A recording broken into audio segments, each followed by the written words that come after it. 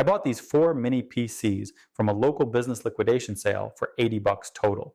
These were the last 4 they had, and I snatched them up as soon as I came across them. I've got some big plans for these little PCs, so stick around as we turn the first mini PC into a home media server using Jellyfin and ZimaOS. So let's get to it.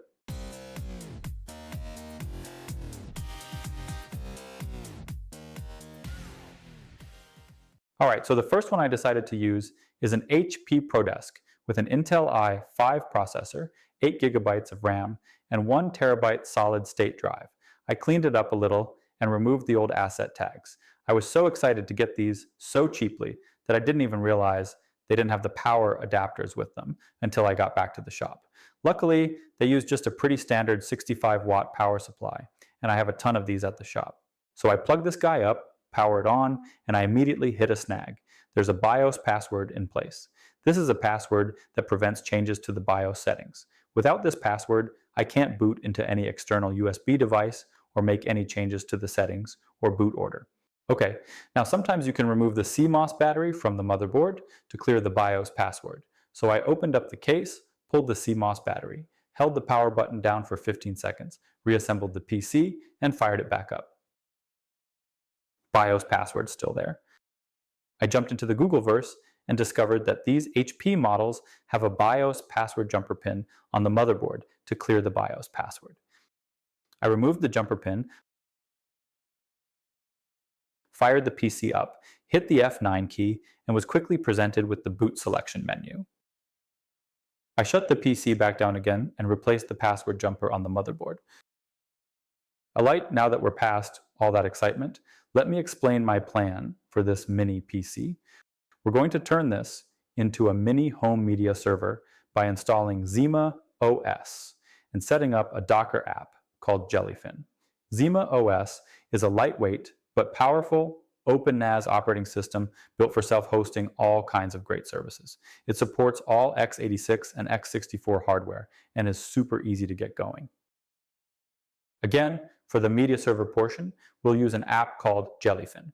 Jellyfin is a free open source media server that lets you stream your own movies, TV, and music to just about any device locally or even remotely. Okay, let's get ZimaOS installed on this mini PC. To do this, head over to the official ZimaOS website and download the ZimaOS ISO file. Once the ISO file is downloaded, we need to build our Zima install USB. To do this, we'll use Rufus. Go grab the Rufus installer from their website. I'll have quick download links in the video description if needed. Now let's build our Zima installer. Plug in a spare USB flash drive with 8 GB or more storage. Open up Rufus and then select the Zima ISO file we downloaded. Click Start and Rufus will begin to build our Zima installer.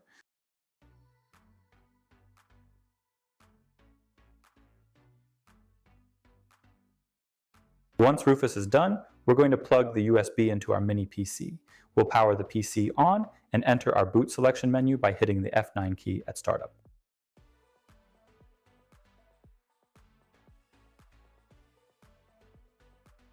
Alright, here I'll walk through the guided install for Zima. It's a pretty standard install, so there's not too much to see here.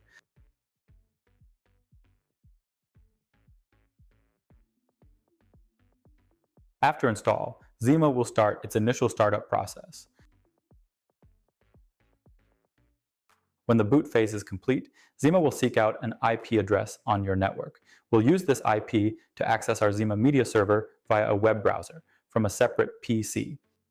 Accessing our Zima server is super simple. We'll put the Zima IP address in a web browser of a computer on the same local network. Here I created a new user account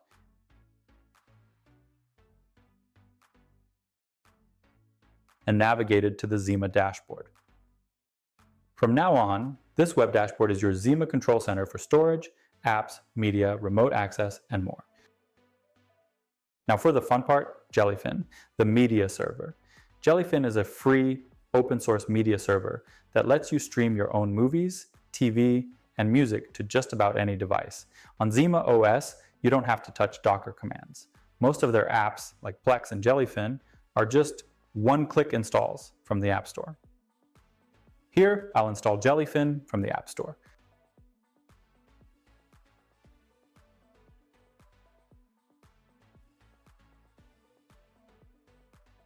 Okay, now that Jellyfin is installed, let's go create some media folders in Zima and add some of my own media for examples. We'll come back to Jellyfin after.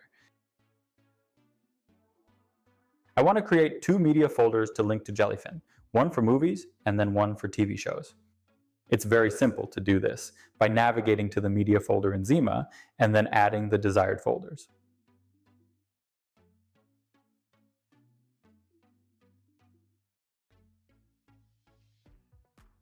Alright, after I created my media folders, I need to add some actual media to them. To do this, you'll import copies of some of your currently owned media. I'll add a couple of media files I own as examples.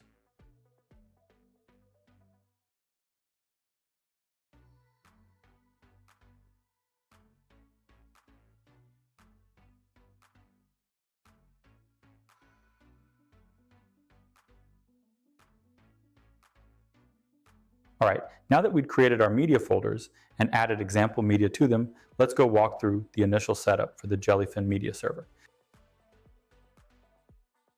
I'll create a user account for our Jellyfin.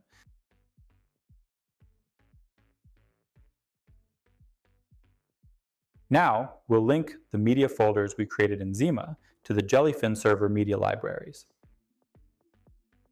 We'll choose the media type and the location of the media folders we created.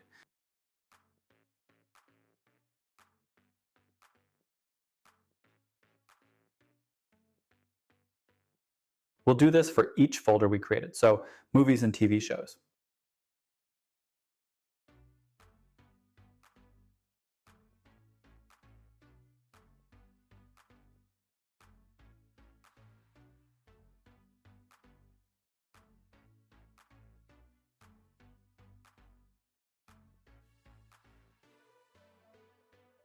I'll go ahead and log in with my Jellyfin credentials.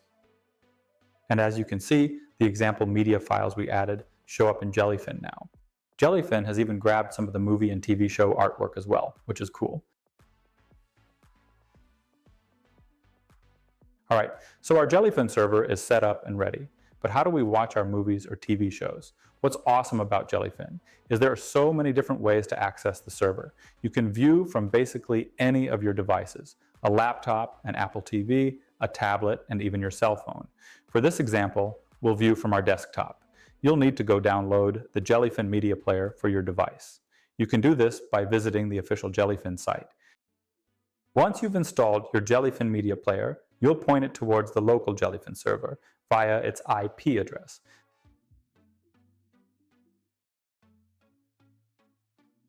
Then a colon, and then port 8097. I'll enter my Jellyfin credentials and sign in. And again, we see the media that we imported into our server. If we click play, it plays quickly and smoothly. If for some reason you add media and the artwork doesn't show, or the files don't show in Jellyfin, go back to your Jellyfin app and access the dashboard.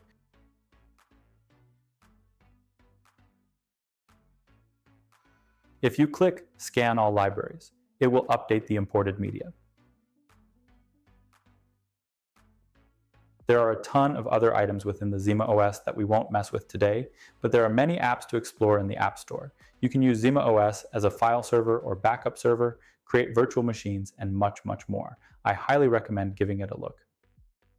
I hope you enjoyed this quick look into ZimaOS and the Jellyfin Media Server app.